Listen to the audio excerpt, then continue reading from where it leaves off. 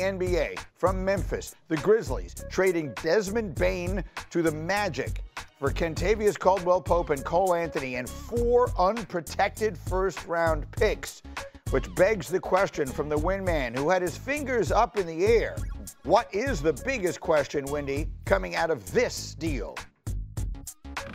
What does this mean for the Grizzlies? This is now what is being asked in the league, because this is a rebuild trade. The next question is, what about Ja Morant and Jaren Jackson Jr.? If I was at the Grizzlies press conference, this is the #1 question I would be asking. I'd be asking, do you intend to extend Ja Morant and Jaren Jackson Jr., both of whom are extension eligible this summer? Are you going to try to, is that what you're doing now, or are you pivoting the franchise? Pivoting the franchise would mean trading Ja Morant and trading Jaren Jackson, and these are excellent players. So I know what you're saying. You're saying, Greeny, Desmond Bane traded to Orlando. Okay, I'm interested. All of a sudden, now we're talking about these 2 stars in Memphis. Now I'm leaning forward in my chair. Let's talk about Ja Morant. Should the Grizzlies trade him this offseason? If I were Zach Kleiman in Memphis, I would highly, highly, highly consider it. I would consider it, #1, I saw Desmond Bane get traded for 5 first-round picks. I wonder what the value for Ja Morant could be. #2, availability is a skill. He's missed 126 games in 3 seasons, injuries, suspensions, off-the-court issues. Okay, like the best way to build a culture is not based upon unpredictability. And also, like, I really see him matured. Like, it's something that is kind of concerning for him over his time period there. Making off-the-court decisions, gun issues, regardless of whether you think he's right or wrong with the gestures, these are problems, and I think his value is still high. He is box office. I think there are franchises out there that will give up a boatload of assets for Ja Morant. Well, so you have to consider it. It's an interesting point, because all the issues, the concerns you're raising, I assume other teams have as well. So are they going to give up the boatload that you're talking? That, to me, is the question. I don't know the answer. I'm not pushing back. I agree with literally every word you just said. I think you're selling, yeah. See, to me, I think you're almost selling low right now. Like, that's something that you might want to get him into the season and have him playing at a high level and then reconsider around the trade deadline, where all of a sudden you'll see teams maybe want to make that bigger jump because of everything you just said. There's too much of the more recent baggage and injury issues than there is that guy we remember a couple of years ago when they were top seed in the West, and he was one of the best players in the league, and we were talking about him being a face of the league. If there's a player on the Grizzlies roster that I'm now watching, that I'm saying, wait a second, if you're going to make a reset with this roster, and this is a guy that's due a contract that you're going to have to talk to, it's Jaren Jackson Jr., because that's a piece that a team like the Golden State Warriors, that a team like the Los Angeles Lakers could look at and say, we get that guy, we can win a championship, and they'd be right. So there's very few players in the league where you would say, whatever it costs, I want that guy. He's one right now, a defensive player of the year type candidate, a guy's averaging over 20 a game, shoots threes at a high level, blocks shots at a high level. That's a guy that could take teams like those 2 that are trying to get one more ring for these old veteran players, and you can win a chip now. I would not trade him. I would keep JJ. They got to pay him. Remember, they got to pay him. I understand. I would pay him. How do you know he wants to stay? He might say, I want to test the market. He's got 1 year left. But I'm saying, like, I don't really care what you want to do. If they trade away Desmond Bane and they trade away Ja Morant, now all of a sudden you're Jaren Jackson Jr. Get me out of here. You want to be part of that rebuild. I mean, you're either in it or you're either rebuilding or you're not. I mean, that's what we. I can rebuild around you if I have all those assets. Yeah. But I'm 27. I can go into free agency, and I know I'm going to have teams coming after me. I don't know if I want to sit around. I still know like teams like the Lakers have the assets to give me what I would want for Jaren Jackson at this stage. He's in the prime of his career. It's going to be hard, right? Like, it's going to be really hard for the Lakers. That's fair, but putting him, I'm just envisioning him right now on the floor with LeBron and Luka. That's fair, but I don't really care what you want to do, JJ. I don't care what you want to do. We need to get back a little bit to more of these NFL ways that are happening where owners are the ones saying this is what we're going to do. It's not about what you dictate we do. I get it, and I don't like it when you call me JJ. Yeah, okay, no. So, JB, it's a complicated thing. You're an active head coach, so I'm not going to ask you to comment on trades and all that sort of thing, but here's what I would say.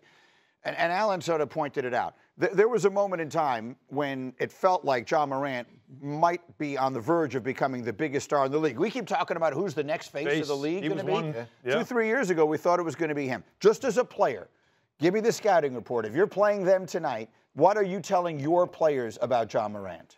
Just how dynamic he is and how he can carry the load. The most important thing when you're building a team is you got to find the guy. right? And Ja Morant has proven to be the guy. It was 3 weeks ago in the season, and in a tough Western Conference, the Grizzlies were still the 4th seed at that time. So he has the ability to carry basketball teams. When you start rebuilding, you're at the behest of the NBA, the draft, the lottery, free agency, all those things. Memphis, especially, is a place that doesn't attract a lot of free agents, so you have to draft well. They drafted well in Ja Morant and JJ. Like, those are the guys you got to keep and try to build around if I'm looking at it from the outside looking in. Okay, fascinating little scenario there. That's why we called it sneaky huge news. The trade yesterday is interesting. What it could set in motion is fascinating. Speaking of which, our next stop is Phoenix, where the Suns are lining up trade partners for KD. It seems clear that man's going to get traded in the next month or so here. The question is where? He has a list. The Heat, the Spurs, and the Rockets are Kevin Durant's preferred destinations. But the Suns have made it clear they will make the best deal for their franchise, even if it means trading Durant to a team outside his preferred list. So, right back we come here. You've already talked. Now, you told JJ exactly what you're going to do with him. What are you going to do with KD? Well, I don't negotiate from sentiment. I negotiate from leverage, right? And I don't allow a player to dictate where he wants to go. Now, I know that he could sign a 2-year extension, but I want to get the best return on investment, and I need assets in return if I'm the Phoenix Suns. So I appreciate the list from Kevin Durant, but I'm going to take that list to the market, and I'm going to see what the market gives me the best return for Kevin Durant. Now, look, you might have teams out there that might do a 1-year deal. I think it's realistic to talk about doing a 1-year deal with Kevin Durant. You're not sure what his buy-in is on year 2, year 3. I know he wants that $100+ million extension, but maybe there's a team out there that wants him for $50+ million for 1 year because it increases their odds of winning a championship. Give me the team, Alan. Minnesota Timberwolves. First of all, he and Anthony Edwards would be a box office duo together. In the West, you're going to need that kind of firepower. We see how close the Timberwolves have gotten. They've been a Final Four team these last 2 years. They need another finisher. And you have pieces that you could trade to Phoenix, that Phoenix could say, oh, I kind of like this. They have plenty of pieces, and one of them would be a swap. They have to pay Julius Randle. Julius Randle's proven to you that he can be an all-star player, an all-NBA player, and he can be a lead dog. You're going to need that in Phoenix. We've heard that Phoenix is not looking to completely reset. They want to be competitive.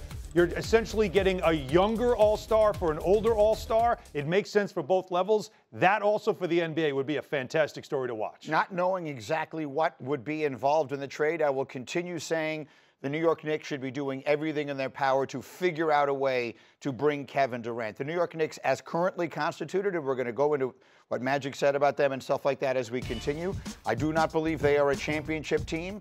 I think depending on what it is that you have to give up, adding Kevin Durant absolutely changes. Well, there's one player that kind of is a quiet, more demure player, but, I mean, Devin Booker has a great relationship with Karl Anthony Towns.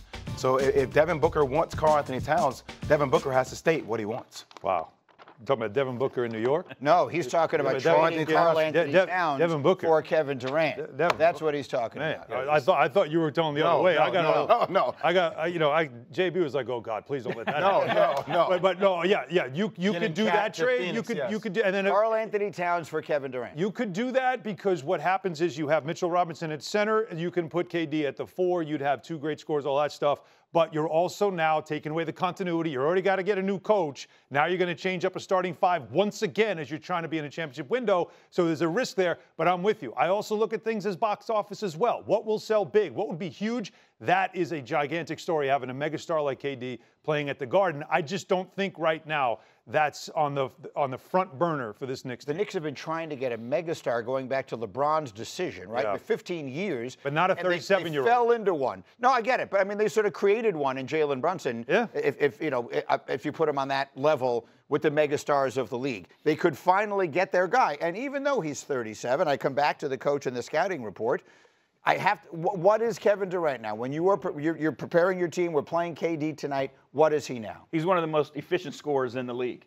He's a guy who you don't have to run a lot of plays for, who can still score at a high clip, and you always have to know where he is, and you have to put multiple bodies and multiple eyes on him. He kind of reminds me at this point, you guys remember Carmelo Anthony when he played for the USA team, right? Olympics Melo. He would play 19 minutes and he'd score 35 points, right? Like, KD has the ability to do that, and he demands that type of respect. And the best thing about him is he can fit and play with anybody because he is so efficient and he doesn't have to be ball dominant and the plays don't have to always run through him. But JB, I would say continuity and who he was coached by would matter, because one of the areas he loved with Golden State was that the ball didn't stick to anybody in particular. And also, I would say chemistry and personality traits matter. Who are you matching him up with? That's why I always go back to Anthony Edwards. It's like, here's a young dog that KD would know would be the guy. KD could be the closer, but I don't want to put KD in a situation right now where he has to be the guy the entire year, and we're going to build a culture around Kevin Durant. He's coming in to be a mercenary. Pretty interesting stuff, and we've got Game 5 of the finals tonight, tied up at 2. So the basketball is good. We'll be all over it all morning long. Coming up next, some football, QB or not QB, the biggest questions facing the most important players as we enter the final push before the football season begins.